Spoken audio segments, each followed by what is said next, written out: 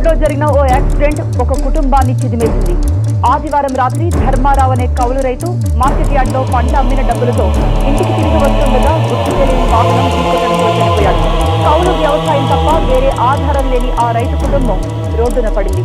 తన భర్త చేసిన అప్పులు ఎలా తీర్చాలో తెలియక, ఇద్దరు పిల్లల్ని ఎలా పోషించాలోనే ఆందోళనలో ఉన్న మృతుని భార్య తన పిల్లలకు విషమిచ్చి తాను కూడా తాగింది. ఈ విషాద సంఘటనలో తల్లి, పెద్ద కూతురు చనిపోగా చిన్న కూతురు ఐసీయూలో ప్రాణాలతో పోరాడుతోంది.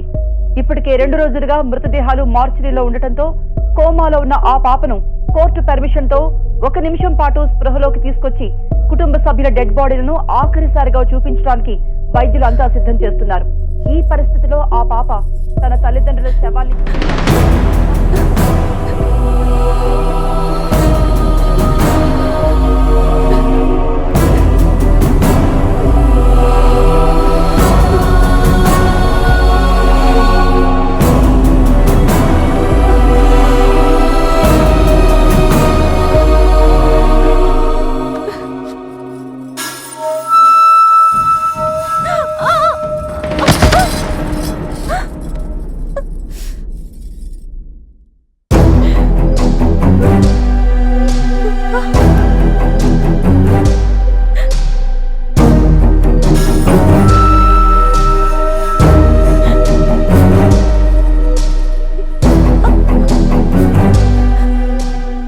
మాట కూడా చెప్పకుండా ఎక్కడికి వెళ్ళిపోతున్నాం అంజలి.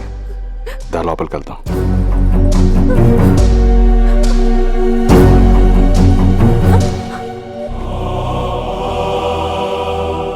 అలా భయంగా చూడకంజలి, నేను తట్టుకోలేను.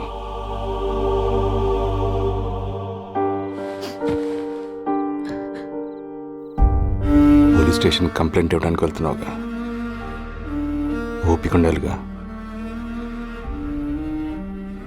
చూడంత నీరసంగా ఉన్నావు. తిను అంజలి, అంజలి తిను.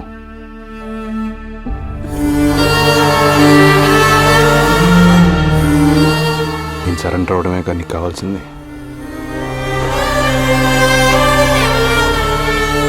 అందుకేగా 2 రోజులు నేను తిండి తిప్పలు మానేసి ఆ రూమ్లో లాకేసుకొని ఉండిపోయావు.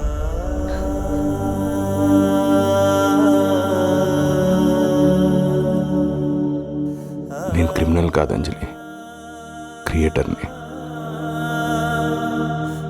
నా లైఫ్లో నేను ఎప్పుడు ఒక్క మాట కూడా పడలేదు. నా హార్డ్ వర్క్తోనే ఈ పొజిషన్కి వచ్చాను. సొసైటీలో పేరు, గుర్తింపు సంపాదించుకున్నాను. అలాంటిదా రైతు చిన్న సిగరెట్ వేసానని నీ ముందే నన్ను చేసుకున్నాడు. ఇలాంటి అనుభవం నాకెప్పుడు ఎదురవలేదు. అందుకే ఆవేశంలో ఏం చేస్తున్నాను నాకు తెలియలేదు. ఆ ఆవేశంలోనే అంతా జరిగిపోయింది.